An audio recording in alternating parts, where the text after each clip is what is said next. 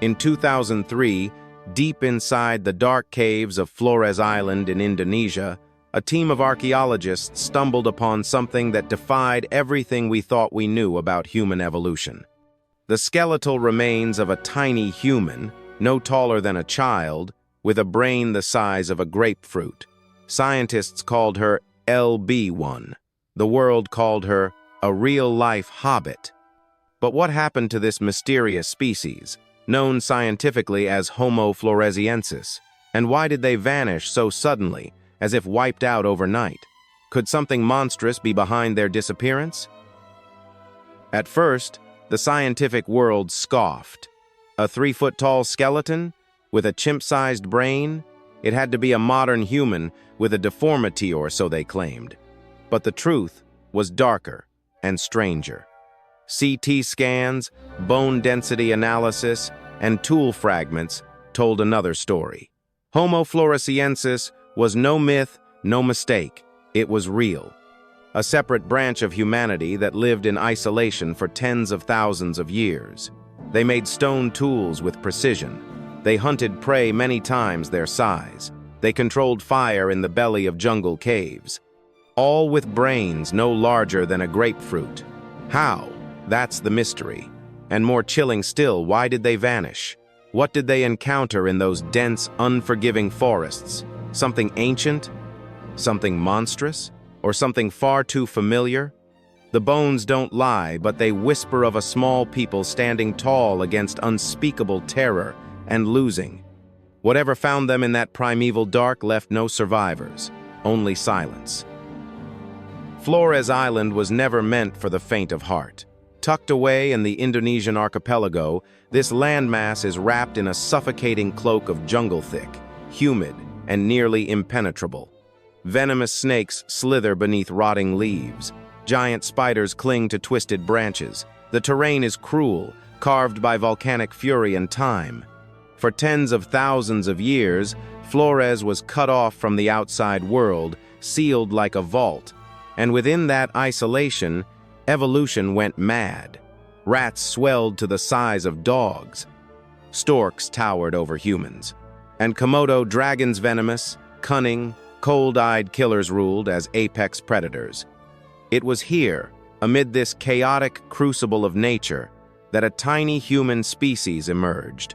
Homo floresiensis, small, clever, and alone. They adapted to the nightmare. But in a land where everything grows sharper, hungrier, and stranger, survival was a battle soaked in blood. Then, just as mysteriously as they came, they disappeared. Something stalked them in the shadows of this primeval prison. Something that left behind no bones, only silence and fear. The bones don't just speak, they scream. Scattered across the cave, floors, and jungle soil of Flores are remnants of a prehistoric nightmare. Next to the fragile skeletons of Homo floresiensis lie the twisted remains of beasts that once ruled this island of isolation. Komodo, dragons massive, venom-laced predators the size of alligators prowled the forests with silent, lethal precision. Giant storks, nearly 6 feet tall, capable of snatching small primates whole, towered like sentinels in the trees. But there are other signs, darker signs. Gnawed bones with bite marks that don't match any known predator. Fossils scattered in patterns that suggest panic, ambush, and slaughter. Something else was there, something that didn't just kill, but hunted. Some believe it was a lost species, a cryptic carnivore that vanished without a name. Others whisper of shadows still moving in the night, of eyes that watched from the treetops. Was it extinction by nature, or by something far more sinister? One thing is certain, the hobbits weren't alone in the dark. The Komodo dragon isn't just a relic of the past, it's a living embodiment of terror. Towering over most predators, these scaled assassins have haunted Flores for over 1 million years. Fossils confirm it. Their venom doesn't just kill it, causes massive blood loss, paralysis, and a slow, suffocating death. Add to that raw muscle, serrated teeth, and the patience of a cold-blooded stalker, and you get the perfect predator. Now picture this. A young Homo floresiensis, no taller than a 10-year-old child, barely 3 feet high, clutching a sharpened stick. While a 200-pound Komodo silently approaches through the underbrush, eyes unblinking, breath cold. That wasn't a one-time nightmare, it may have been a generational curse. Over and over, the hobbits may have watched their kin dragged into the brush, limbs crushed, screams swallowed by the jungle. Some scientists believe these dragons weren't just hunters, they were executioners. Did the Komodo dragon help wipe Homo floresiensis from the earth? Or was it simply nature's hand enforcing a brutal law, adapt or be eaten alive? Long before science set foot on Flores, the locals already told stories, dark stories. They spoke of the Ebu Gogo, small, hairy creatures that walked upright, mumbled like humans, and stole food and children. These weren't mere fairy tales. The villagers swore the Ebu Gogo lived in caves, crept through the night, and vanished into shadows when threatened. Tricksters? Maybe, but also feared. The legends say they once roamed freely, scavenging from human settlements until one day, enough was enough. The people rose up, trapping the Ebu Gogo inside their caves, setting them ablaze. Screams echoed through the jungle. Nothing came out. Were these just cautionary tales told to scare children, or fragments of ancient memoreccos of Homo floresiensis passed down through generations? Could the locals have encountered real hobbits and wiped them out? Perhaps the line between myth and history is thinner than we dare admit. On this island, where the dead whisper and the forest hides its secrets, some stories aren't legends, they're confessions. Liang Bua Cave isn't just a tombits, a crime scene frozen in time. Bones lie scattered like echoes of a forgotten war. Animal remains bear precise cut marks, proof that Homo floresiensis were capable hunters, tool users, survivors. But then comes the unsettling part. The same brutal etchings, deep, deliberate incisions appear on hobbit bones as well.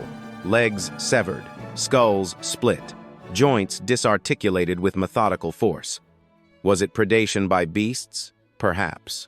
But the patterns hint at something more: chilling intelligence behind the violence. Could desperation have driven them to turn on one another? Famine-fueled cannibalism in the black silence of the cave? Or was something else responsible? Something stronger, smarter, something that didn't kill to eat but to exterminate. These aren't just remnants of survival. They are relics of a struggle, a war we'll never fully understand. And amid the silence of stone and shadow, the bones whisper, they fought, but they did not win. Roughly 50,000 years ago, something stirred in the shadows of Southeast Asia. Homo sapiensur species had arrived. We brought fire, tools, language, and extinction. Wherever we went, megafauna vanished, giants fell, ecosystems collapsed, and always other human species disappeared. Flores was no exception. The timeline suggests a chilling overlap. We arrived just as the hobbits vanished. Coincidence or conquest? Some scientists argue we met the man. It was no peaceful encounter. We may have seen their small stature and strange speech not as kin, but as threats or prey.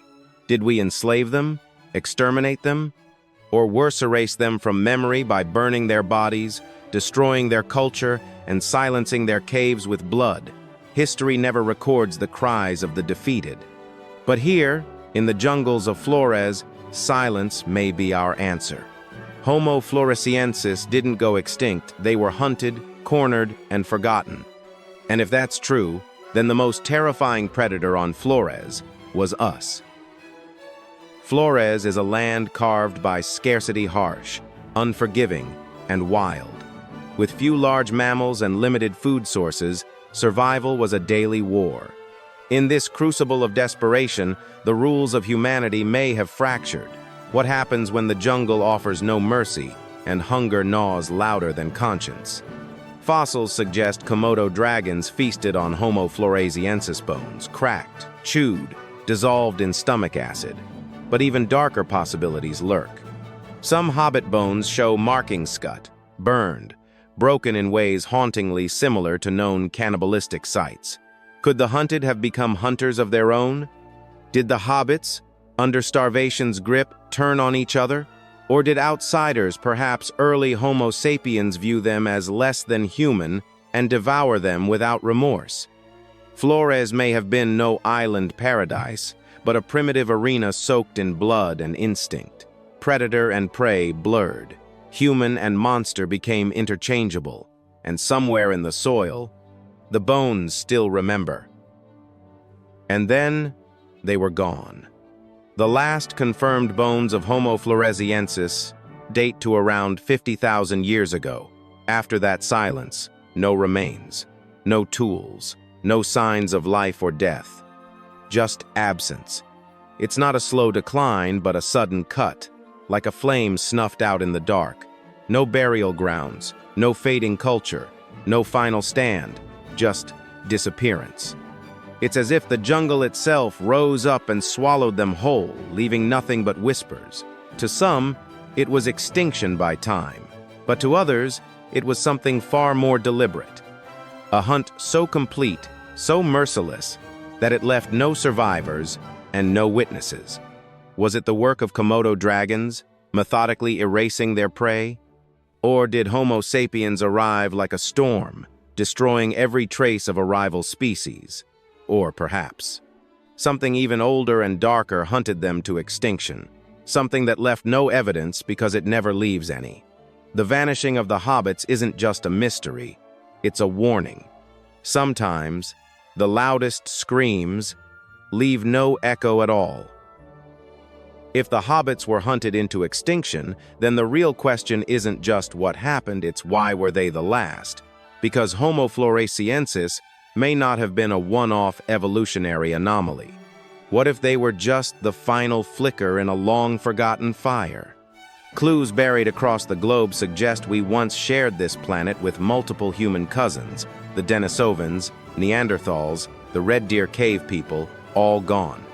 One by one, they disappear at arrest with chilling precision. What if we weren't the inevitable victors of evolution, but merely the last ones standing after a blood-soaked purge?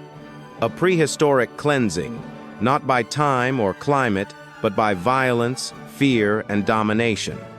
Are we the children of mercy or of massacre? If hobbits vanished without a trace, how many others were silenced before them? Bones crumble, stories fade, but patterns remain. And they point to a terrifying truth. Human history may not be a story of progress, but one of conquest, and perhaps genocide. We love to imagine monsters with fangs, claws, and glowing eyes. But what if the most terrifying predator didn't crawl or slither but walked upright, spoke in words, and built fires in the dark? What if the true horror was us? The deeper we dig into the fossil record, the clearer it becomes. Homo sapiens didn't just survive, we conquered. Our timeline is littered with the remains of those who came before. Neanderthals vanished after we arrived. The Denisovans wiped from the world. The Red Deer Cave people extinct without explanation. And the Hobbits of Flores? Just another name on the growing list. Wherever we went, others fell silent. Not by accident, not by chance, but by design. We didn't share, we dominated. We didn't coexist, we eliminated. We are the architects of extinction, dressed in skin and reason. The monster we fear in the woods may not live in the trees, but inside us.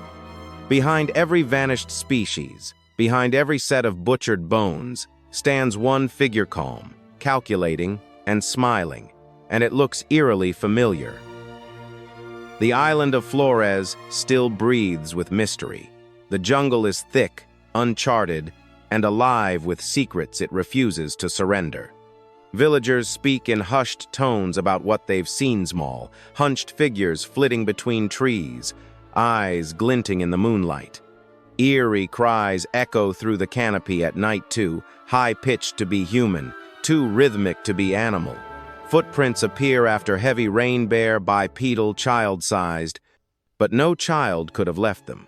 Are these simply myths fueled by ancient fear, or is something still out there, hidden beneath layers of green and shadow? Could remnants of Homo floresiensis have endured in isolated pockets, eluding science, surviving extinction? Or far more terrifying, has something older, more primal taken root in the heart of Flores? A creature born of time, hunger, and silence. The jungle watches. It remembers. And maybe, just maybe, it protects something it doesn't want the world to find. What lurks in the jungle isn't just a mystery, it's a warning. The island of Flores still breathes with mystery. The jungle is thick, uncharted, and alive with secrets it refuses to surrender. Villagers speak in hushed tones about what they've seen: small, hunched figures flitting between trees, eyes glinting in the moonlight. Eerie cries echo through the canopy at night too, high-pitched to be human, too rhythmic to be animal. Footprints appear after heavy rain, bare, bipedal, child-sized, but no child could have left them. Are these simply myths fueled by ancient fear? Or is something still out there, hidden beneath layers of green and shadow?